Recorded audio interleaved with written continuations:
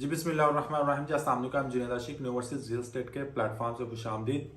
आज मैं plots prices आपके साथ शेयर करूंगा कि प्लॉट विलास और कमर्शियल्स की प्राइसेस।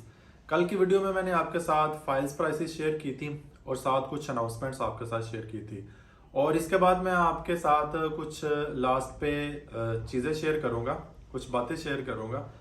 तो इस वजह से प्राइसेस के बाद जो लास्ट में बातें होंगी वो मत सुनिएगा, तो इसके लिए आपको एंड तक वीडियो देखना मस्ट होगा। फर्स्ट ऑफ ऑल आपको प्लॉट के बारे में बताता जाऊं।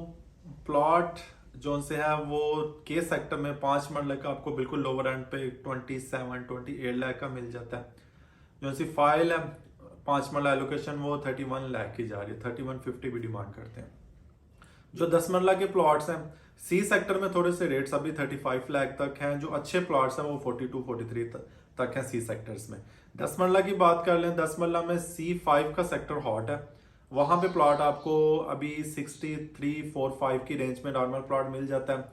और जो सेक्टर G है वहां आपको 61-2 का प्लॉट मिल जाता है नॉर्मल, और L सेक्टर में आपको लेस देन 60 भी आपको मिल जाता है। बात कर लें कनाल का प्लॉट, आपको M सेक्टर में सबसे सस्ता मिलेगा, वहां आपको 80 लाख की रेशो में मिल जाता है प्लॉट। और जो L सेक्टर है वहां पे आपको 85-90 लाख तक मिल जाता है नॉर्मल से नॉर्मल। और G सेक्टर में आपको 90 से 97-98 की ब्रैकेट में नॉर्मल प्लॉट मिल जाता है। अगर अच्छे प्लॉट है 156 फीट रोड के ऊपर फॉल कर रहे हैं तो वो आपको 130-135 तक मिलता है। जो G सेक्टर का 156 रोड जा रहा है, M सेक्टर का 200 फीट रोड के ऊपर आपको 150 का मिलता है, 1,50,00,000 का। जो विलास के रेट जा रहे हैं, 5 मरला विला पे ओन जा रहा है, उसकी 1,25 की बुकिंग है, उस पर 8-9 लाख रुपया जा रहा है। जो 10 मरला है उसके 20-21 लाख रुपया जा रहा है। और जो 6 मरला विला वहाँ उस पर 15-16 लाख रुपया ओन जा रहा है। कमर्शियल्स आपको पता है 2,25 वाली बुकिंग है, एक 3,25 वाली बुकिंग है, 2,25 वाली और 3,25 जोन 2 में है तो 1 करोड़ तक उसका प्रॉफिट जा रहा है। अगर जोन 3 में है तो उसका मैक्सिमम 80-90 लाख तक जा रहा है। और जो SBF कमर्शियल्स है जोन 2 में नॉर्मल से नॉर्मल प्लॉट आपको 250-260 का मिल जाता है। और जो अच्छे प्लॉट्स हैं वो 3 करोड़ तक डिमांड करते हैं, तो उसका 3 करोड़ तक मैक्सिमम 3 करोड़ डिमांड करते हैं। उससे नीचे ही आपको जो जोन 1 में है उस पे भी आपको 240-250 तक कमर्शियल्स मिल जाता है। जो चारमाला कमर्शियल एफिडेविट है, अगर परचेजिंग की बात की जाए तो चारमाला कमर्शियल एफिडेविट फाइल जो जा रही है वो 2 करोड़ से 2.25 करोड़ तक जा रही है। उसका भी यही है कि आपने जस्ट अभी फाइल है उसने बैलेट में आएगी तो आपका प्लॉट नंबर लगेगा, उसको अभी नंबर नहीं लगा हुआ। उसके बाद बात शेयर करता जाऊं आपके साथ, जो लास्ट में मैंने आपसे शेयर करनी थी वो यही है कि जो DHA गुजरांवाला के जो जिन्होंने इन्वेस्टमेंट की हुई है या सोच रहे हैं, जिन्होंने तो इन्वेस्टमेंट की है वो काफ़ी ज़्यादा डिसअपॉइंट नज़र आते हैं मुझे, क्योंकि जाहिर सी बात है होना भी चाहिए। क्योंकि ये प्रोजेक्ट जो सा वो 2000 मैक्सिमम 13-14 का स्टार्ट हुआ, इसके साथ ही DHA मुल्तान स्टार्ट हुआ था। DHA मुल्तान आपको पता है बोसन रोड पे जो उन्होंने डिज़ाइन किया 10,000 एकड़ पे, इन्होंने जो फर्स्टली डिज़ाइन किया था मैक्सिमम 3,500 एकड़ पे डिज़ाइन किया था। तो जो DHA मुल्तान था, क्योंकि इनका कंपैरिजन भी किया जाता है कि DHA मुल्तान कैसे, क्योंकि वहाँ पे लैंड का इतना ज़्यादा इशू नहीं था।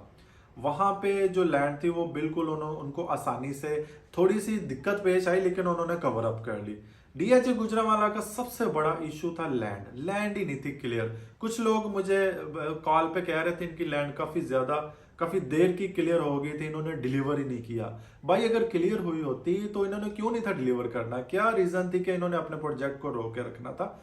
इनका कुछ इश्यूज चल रहे थे, क्योंकि जिनकी लैंड थी वो दे ही नहीं थे रहे। तो अभी अल्हम्दुलिल्लाह इनका सॉर्ट आउट हो गया, वो इशू जो इनका लैंड का इशू था वो मैक्सिमम इन्होंने सॉर्ट आउट कर लिया। और इसका अगर, क्योंकि जाहिर सी बात है लैंड आपके पास होगी, वो चीजें आपके पास, क्योंकि जहां तक इनके पास क्लैरिटी थी 70-80% तक डेवलपमेंट का काम C और G सेक्टर में कर रहे हैं, क्योंकि वहां पे उन्होंने पोजेशन नेक्स्ट ईयर में अनाउंस करनी है। तो यही this is the main reason के लैंड जब क्लियर नहीं है तो आप वहां पे क्या कर सकते हैं? कुछ भी नहीं कर सकते हैं, क्योंकि लिटिगेशंस में आप वहां पे जबरदस्ती तो नहीं किसी के जमीन पे कुछ कंस्ट्रक्ट कर सकते हैं या उसकी फाइलें बना के सेल कर सकते हैं। तो DHA एक ब्रांड है, टॉप ऑफ द 3 सोसाइटीज आपको पता पाकिस्तान में है। फर्स्ट ऑफ ऑल DHA आता है, सेकंड पे बहरिया और तीसरे पे सिटी हाउसिंग ने, जो कि अपनी स्पेस कवर अप कर रहा है। तो डीएचए एक ब्रांड है, डीएचए लेट हो सकता है लेकिन ये डिलीवर जरूर करता है। डीएचए गुजरांवाला सभी डीएचए से ये बात हम एक्सेप्ट करते हैं कि बिल्कुल लोअर एंड पे इन्होंने प्रोजेक्ट को नहीं डिजाइन कर सके। उनकी रीजन ही ये थी क्यों नहीं डिजाइन कर सके, ये सबसे बड़ी रीजन थी। जाहिर सी बात है जिन्होंने इन्वेस्टमेंट किया वो तो डिसअपॉइंट होते हैं, जाहिर सी बात है। उनके कुछ लोगों के मिलियंस रुपीस डूबे हुए हैं, कुछ लोगों ने मैक्सिमम 25-25, 30-30 लाख और 25-25, 30-30 फाइल्स परचेज की हुई हैं, 10-10, 15-15 प्लॉट्स परचेज किए हुए हैं। तो लोगों की इन्वेस्टमेंट समझे कि डूबी हुई है एट द मोमेंट, क्योंकि रेट्स आपको पता 20-20, 25-25 लाख नीचे आए हैं। जो जिन्होंने हायर एंड पे परचेजिंग की है उन्होंने तो डिसअपॉइंट होना ही होना है। आपको कहना ही कहना है कि ये अभी कुछ नहीं। लेकिन एक बात हमेशा याद रखें, जब से कोविड आया रियल स्टेट सेक्टर्स में सबसे ज्यादा इन्वेस्टमेंट लोगों ने किया है, क्योंकि लोग अभी जो भी बाहर से पैसा कमा के पाकिस्तान लेके आते हैं अभी बिजनेस स्टार्ट नहीं कर रहे, वो सारे पैसे अभी रियल स्टेट में लगा रहे हैं। और रियल स्टेट को थोड़ा सा सेटबैक ये लगा है, मैक्सिमम 5-6 माह हुए ये थोड़ी डिस्टर्बनेस की वजह से। नहीं तो जितने भी बिजनेस किया सबसे अच्छे से अच्छा बिजनेस लोगों ने रियल स्टेट से ही किया, और सबसे ज्यादा पैसे लोग कहते हैं डीएचए गुजरांवाला, लोगों ने डीएचए गुजरांवाला से भी पैसे कमाए हैं। जाहिर सी बात है डीएचए मुल्तान से भी पैसे कमाए, सभी डीएचएस के चैप्टर से। डीएचए कोयटा देख लें आप, हायर एंड पे 1,40,00,000 का एफिडेविट चला गया, तो लोगों ने वहां से भी पैसे कमाए हैं। अभी वही एफिडेविट आपको 77-76 में मिल जाता है, और 62 में भी जो सा वो न्यू एफिडेविट अवेलेबल है। एलोकेशन वहां पे 77-76 की मिल रही है।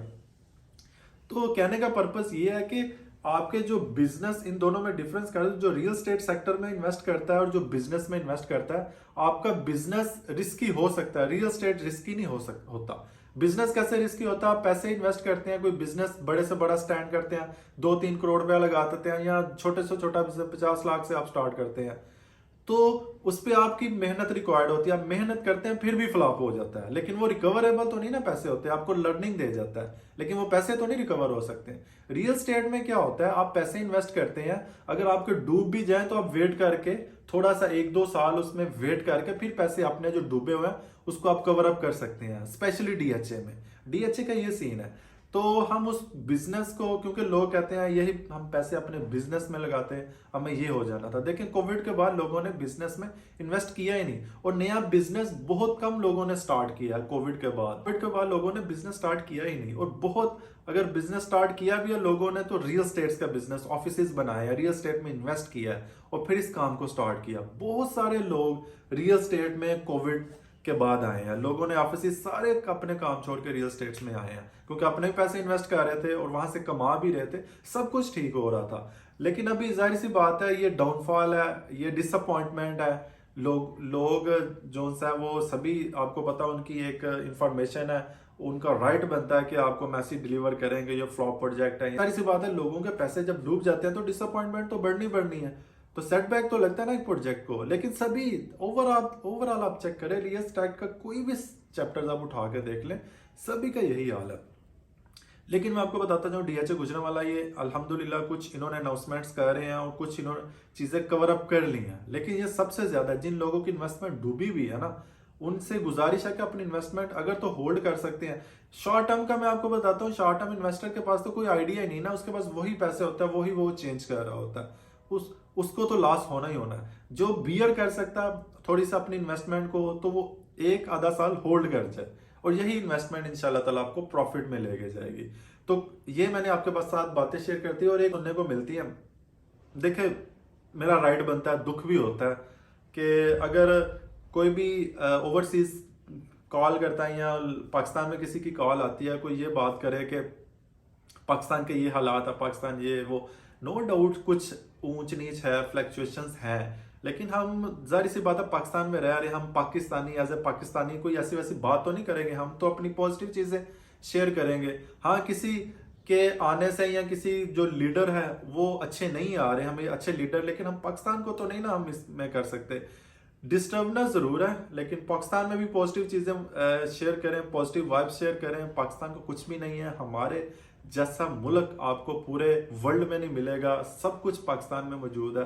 बस ये थोड़ी लीडरशिप के मामलात हैं। अल्लाह ताला से दुआ करेंगे हमें ऐसे लोग मिल जाएं, हम खुद ऐसे हो जाएं कि हमें लीडर भी अच्छे मिले, ताकि हमारा पाकिस्तान काफ़ी ज़्यादा तरक्की करे और टॉप ऑफ द लिस्ट में आए। तो पाकिस्तान में खुशहाली आएगी, लोगों में खुशहाली आएगी और सारी चीज़ें जो डिसअपॉइंटमेंट है ख़त्म होगी। दुआ किया करें अल्लाह से, तो डिसअपॉइंट ना हुआ करें। देखें, प्रॉफिट एंड लॉस लाइफ के साथ साथ है। कुछ लोगों, जाहिर सी बात है, कुछ लोग इन्वेस्ट करते हैं, प्रॉफिट भी आती है और लॉस भी होता है। हमेशा प्रॉफिट ही नहीं आती किसी बिजनेस में। हमेशा से ये सोच नहीं होती कि हम जहां पैसे फेंके वहां से हमें प्रॉफिट ही मिल जाए। देखें, ये अल्लाह की देन है। अल्लाह ताला किसी को ज्यादा नवाज देता है, किसी को जल्दी नवाज देता है, किसी को लेट नवाजता है। ये अल्लाह के काम है, इसमें हम कुछ कह नहीं सकते। लेकिन डिसअपॉइंटमेंट से आप बिल्कुल पैनिक फील ना किया करें, वेट जरूर कर लें, लेकिन इंशाल्लाह ताला DHS के प्रोजेक्ट आपको डिसअपॉइंट नहीं करेगा। अपना बहुत सारा ख्याल रखिएगा। मिलते हैं नेक्स्ट वीडियो में नेक्स्ट टॉपिक के साथ। अल्लाह ने